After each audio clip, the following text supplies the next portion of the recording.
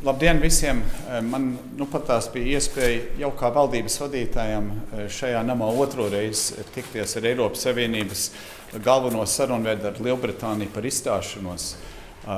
Skaidrs ir, ka Latvijas intereses sakrīt ar Eiropas Savienības interesēm, ka, lai ja Lielbritānija izstājās no Eiropas Savienības, ka tam būtu jābūt pēc vienošanās, kas ir panākta.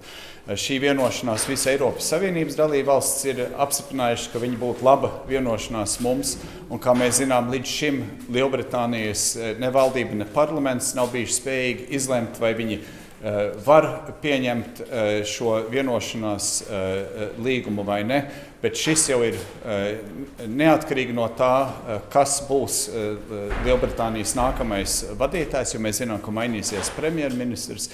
Šis ir mūsu mērķis, un man kā valdības vadītājiem ir visa uzticība Barnjē kungam turpināt sarunas un meklēt iespēju, kad Lielbritānija varētu pievienoties viņa un Eiropas Savienības kopumā izstrādātam vienošanās līgumam. Good afternoon to all of you. I'm very, very pleased to be back in Riga and to meet with my friend Krišjānis Kariņš, the Prime Minister, but also this morning the Defense Minister and also the Saimats leaders, the trade unions, the civil society and the business community, the Chamber of Commerce. All along this extraordinary and very complex negotiation, each and every member state has its own concerns and, in my view, its real added value. And I am here, once again, to listen, to dialogue. I am the EU negotiators. That means that I am also the Latvia's negotiator. And let me thank the Prime Minister of Latvia for his trust and his support. At that stage, the EU priorities remain the same. We want to ensure an orderly withdrawal from the UK, to preserve, first priority, to preserve the citizens' rights, notably the rights of at least 100,000 Latvia's citizens in the UK. We want to preserve peace and stability in Ireland, and we want to preserve the integrity of the single market. On all these, we have reached a balanced and fair outcome with the UK. This agreement, this treaty, 600 pages, is and will remain the only way to ensure an orderly withdrawal of the UK. Moreover, it is the only base for legal certainty and also for trust to develop deep and comprehensive future relationship. There is a new government coming in the UK in the next few days. I want to reiterate my respect to Prime Minister Theresa May and our readiness to engage immediately with the new Prime Minister and the government. My mandate from the European Council and from the Parliament is clear. While the withdrawal agreement must remain, we are ready to develop the political declaration on the future relationship. Thank you. Paldies, mums ir laiks diviem jautājumiem. Yes, Ivo Butkevich from TV3 News, a question for Mr. Barnier.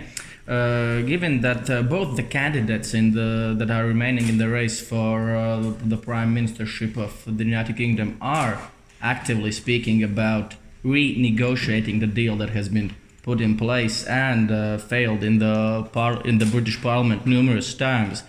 If the European Union insists that this deal is the only possible deal, how do you see this, the way out of this mess, actually? But once again, my mandate is very clear. It's not my mandate, personal mandate. It's a mandate of the European Council by unanimity and the European Parliament. We have worked for 2 years with the UK government, not against him, not without him, but with the UK government to build this treaty, which is based and built on objective and rigorous base. You must recall that the Brexit is a kind of divorce.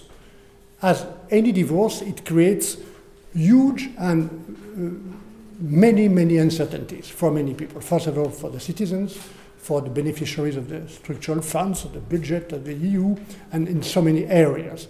And we have worked with the UK government to put in this treaty legal certainty where the Brexit creates uncertainty. This is the reason why we cannot change this treaty.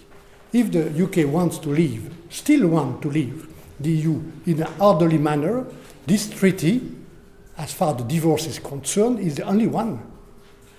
What is open for the new work, a new discussion with the new government is about the future relation, which is much more important, in my view, than the divorce. After the divorce, we will have to rebuild everything. And what I call the very ambitious and strong partnership, including in defense, foreign policy, trade, is much more important.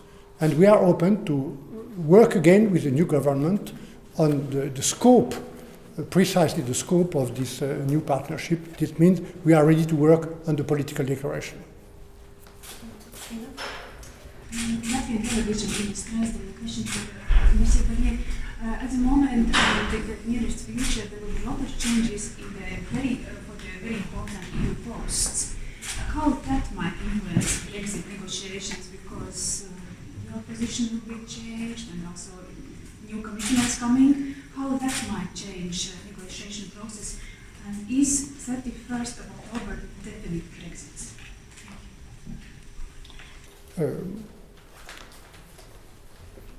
My answer could be very simple. I am at the disposal of the European Commission, and I am at the disposal of the new President of the Commission, Ursula von der Leyen, and I'm at the disposal of the European Council of the Parliament. I can say something else. About 31st of October?